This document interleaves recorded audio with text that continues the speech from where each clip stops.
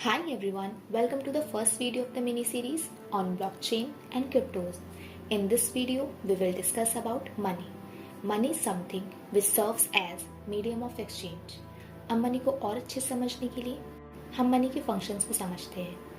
Medium of exchange किसी भी चीज़ को बाय या सेल करने के लिए मनी पेमेंट की तरह यूज़ होता है. यूनिट ऑफ अकाउंट किसी भी गुड्स एंड सर्विसेज की वैल्यू को हम मनी के टर्म्स में मेजर करते हैं. Standard of deferred payments money should be usable for making future payments or debt payments. Store of value money can be stored for future use. आज ही खर्च करना ज़रूरी नहीं है. Like मेरे पास 100 रुपये की नोट है तो I can use it after 1 month also. अब हम सब जानते हैं इनिशियली बार्टर सिस्टम हुआ करता था जिसमें लोग गुड्स और सर्विसेज को एक्सचेंज किया करते थे. बार्टर सिस्टम में one of the problem was double coincidence of wants which means that दो लोगों के बीच में एक्सचेंज तभी पॉसिबल है जब पर्सन ए पर्सन बी को जो भी दे रहा है वो उसके लिए यूजफुल हो एंड वाइस वर्सा.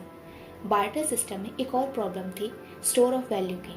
जैसे किसी पर्सन को राइस के बदले मिल्क चाहिए एंड लेट्स से उसको मिल्क मिल भी गया बट वो उसको ज़्यादा दिन तक स्टोर नहीं रख सकता. He has to consume it within few days. एक पॉपुलर इंसिडेंट है मिस जेली का जो एक फ्रेंच ओपेरा सिंगर थी. She did a world tour and she got 3 pigs, 23 turkeys, 44 chickens, 5,000 coconuts, and considerable quantities of bananas, lemon, oranges as her fees. So now you can understand the limitation of barter system. इसके बाद world के अलग अलग parts में अलग अलग commodities precious articles जैसे salt, tobacco, almonds, rice, cowrie shell, glass beads, stone etcetera as a money use किया जाने लगा.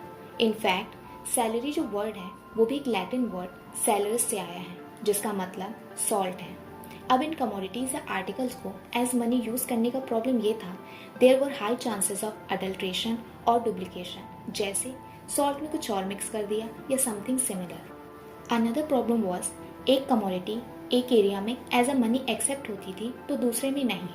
जैसे एनिमल फर से बने हुए क्लोथ्स रशिया साइबेरिया जैसे कोल्ड एरियाज में यूजफुल हैं but not in warmer areas like Africa. And third most important reason was अगर कोई पर्सन किसी वैल्यूएबल रेयर कमोडिटी की सप्लाई बहुत बढ़ा दे इतना कि उसकी वैल्यू इरोड हो जाए.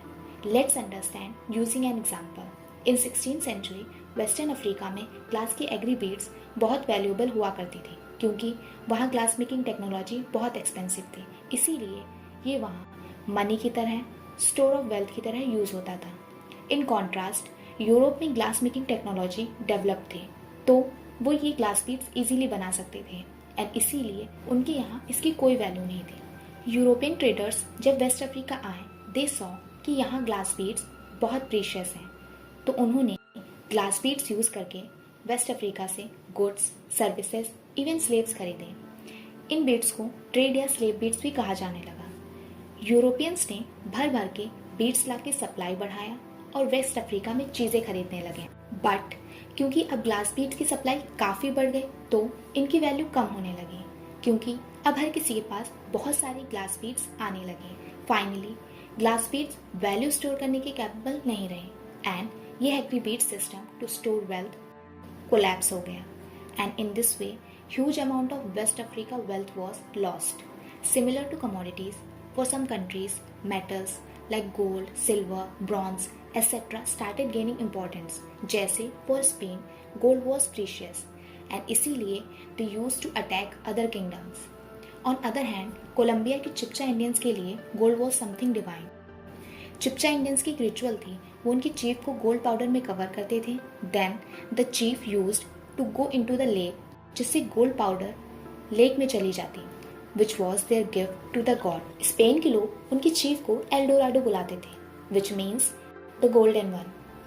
रिसेंटली आपने किसी इंडियन फिल्म में एल डोराडो वर्ड सुना है? कमेंट करके हमें बताइए. फिर कमोडिटीज के बाद गोल्ड या सिल्वर के कॉइन्स यूज किए जाने लगे as they were rare metals because it was not very easy to increase their supply suddenly. Lydia is known to be the first place minting standardise gold and silver coins. पर problem यहाँ भी थी.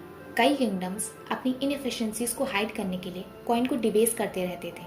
जैसे Roman emperor Nero के rule के समय eight start silver coins में 100% silver use होता था and he started debasing it and after some years silver coins में 4% सिल्वर रह गया. This led to the loss of wealth and eventually people of Rome lost the trust on their currency. Then came the paper money. कहा जाता है paper money was first developed in China during Tang dynasty. From China this concept spread to Europe and other parts of world. Paper currency कई बार fail हुई due to over printing leading to high supply eventually leading to high inflation. In 1696 king William जो British king थे उन्होंने well known physicist and mathematician sir Isaac Newton को British mint में as a warden appoint किया and under his directions gold standard was adopted in 1717. Slowly it was adopted by other countries as well. People also found it convenient as उनको physical metal coins carry नहीं करने पड़ते थे और वो bank में paper money दिखा के उसको गोल्ड में रिडीम भी कर सकते थे. कंट्रीज भी मनी की सप्लाई इन्फ्लेट नहीं कर सकती थी as they had to put gold aside before printing more money. धीरे धीरे almost all countries fix their currency either in terms of fixed amount of gold or link their currency to another currency which was backed by gold. So to simplify, कुछ countries की currency gold से backed थी और कुछ की British pound से क्योंकि pound was backed by gold. But then in 1914, due to the First World War, it was decided to put a hold on a gold standard and therefore the governments could print more money to finance the war. After that, Great Depression, World War II जैसे events की वजह से there were some serious impact on war. In July 1944, 1 year before the end of World War II, delegates from 44 countries met for United Nations Monetary and Financial Conference held at Mount Washington Hotel in Bretton Woods, USA. This conference, जिसे popularly Britain would conference कहा जाता है, इसमें decide हुआ US dollar will be pegged और linked to the value of gold.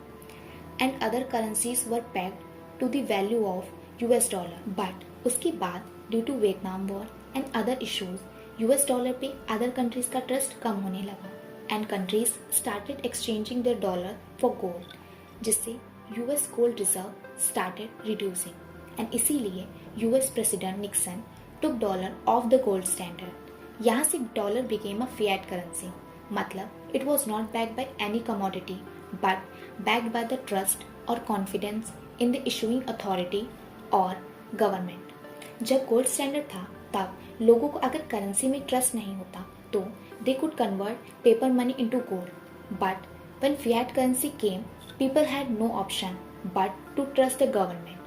Government or central banks had the power to increase the supply of currency whenever they wanted, which eventually led to high inflation and erosion of wealth. जब ये सारी चीज़ें चल रही थी तब there were a group of people who became suspicious of central bank. They opposed the fiat system as they felt इससे common citizen की wealth की erosion हो रही है. This group felt the need of digital money जिसकी supply government control ना कर सके.